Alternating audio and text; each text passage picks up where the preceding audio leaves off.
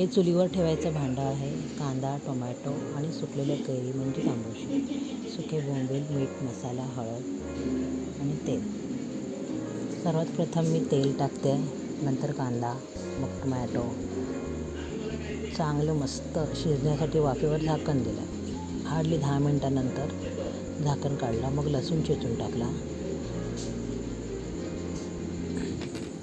मग हळद टाकली, लाल तिखट टाकलं चवीनुसार, गरम मसाला, तांबूशी, कैरी.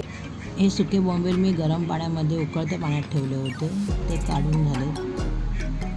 मग कांदा, टोमॅटो, त्याच्यावर मग मीठ, हे सगळं मस्तपैकी हलवायचे सुके बोंबील आणि नुसतं झाकण देऊन ठेवायचं वाफेवर. ते वाफेवरच शिजवायचं, पाणी आतमध्ये टाकायचं नाही, ऑटोमॅटिक पाणी तयार होतं. व कॉरिंडर लीव्ह टाकायची. जस्ट 10 मिनटात तुमचं सुके बोंबील रेडी.